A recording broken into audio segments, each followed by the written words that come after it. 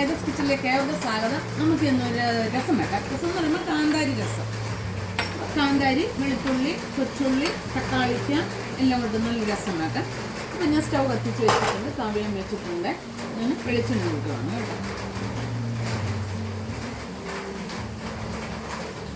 എണ്ണ ചൂടായി ഞാൻ കടുകിടുവാണ്. പച്ചമുളക്, കറിവേപ്പില, ഇത് നമ്മുടെ കൊച്ചുള്ളി ഉണ്ടല്ലോ, ഞാൻ ഒന്ന് പൊട്ടിച്ചതേ ഉള്ളൂ. ഇത് വെളുത്തുള്ളി, ലേശം ഇഞ്ചി ഉണ്ട്, ശകല ഇഞ്ചി ചേർത്തിട്ടുള്ളൂ കേട്ടോ. ഇഞ്ചി നല്ല വെച്ചതാണ് ചേർക്കാൻ. വെളുത്തുള്ളിയും കൊച്ചുള്ളി എല്ലാം ഒന്ന് വഴറ്റിട്ടുണ്ട്. ഞാൻ 2 നമ്മുടെ നാടൻ തക്കാളിക്ക ഉണ്ടല്ലോ, നാടൻ തക്കാളിക്കാണ്. അത് ചെറുതായിട്ട് നീളത്തിലരിഞ്ഞ് മറന്നു പറഞ്ഞത്.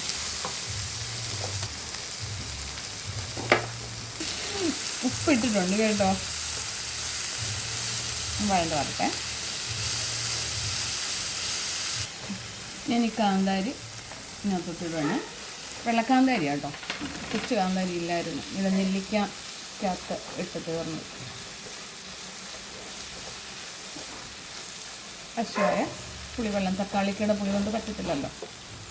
പുളിവെള്ളം ഒഴിക്കുവാണ്. പുളിക്കകത്തോട്ട് ശകലം ചൂടുവെള്ളം ഒഴിക്കാന്നുണ്ടായിരുന്നില്ല, എല്ലാ ഊറലും ഇങ്ങ് പോരും. ലേശം മഞ്ഞൾപ്പൊടി. രസത്തിന് ഒരിച്ചിരി ജീരപ്പൊടി ഇടുന്ന നല്ല സൂപ്പറെ. ജീരപ്പൊടി, ഉലുവാപ്പൊടി,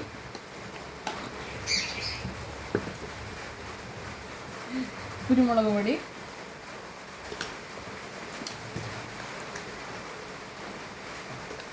കായപ്പൊടി.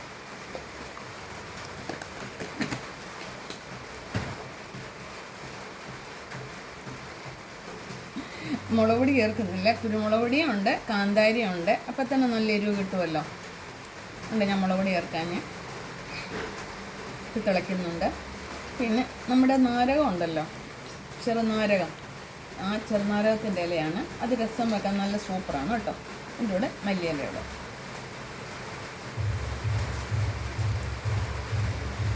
നമ്മൾ സംഭാരത്തിന് നാരകത്തില ഇടുമല്ലോ, അതുപോലെ ഞാൻ എല്ലാ രസം വെക്കുമ്പോൾ ഇച്ചിരി നാരകത്തില എടുക്കാമെന്നുള്ളൂ. നല്ല ടേസ്റ്റ് കിട്ടും അതിന്.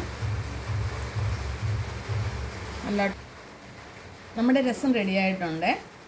അപ്പം എല്ലാവരും വെക്കുന്നില്ല, രസം എല്ലാം വെക്കും. നമ്മൾ മത്തങ്ങ രസം വെക്കാം, തക്കാളി രസം വെക്കാം, കുരുമുളക് രസം വെക്കാം, കാന്താരി, ഒത്തിരി രസങ്ങൾ വെക്കാൻ പറ്റും ഇല്ലയോ. അപ്പോൾ നിങ്ങൾക്ക് ഈ വീഡിയോ ഇഷ്ടപ്പെട്ടാലേ ലൈക്ക് ചെയ്യാനും ഫോളോ ചെയ്യാനും മറക്കരുത് കേട്ടോ. കണ്ടിട്ട് പോകല്ലേ. ഉപ്പുണ്ടോ നോക്കട്ടെ. ഉപ്പുണ്ട്, പുളിയുണ്ട്, എരിവുണ്ട്, എല്ലാം ഉണ്ട്. സൂപ്പർ രസം കേട്ടോ.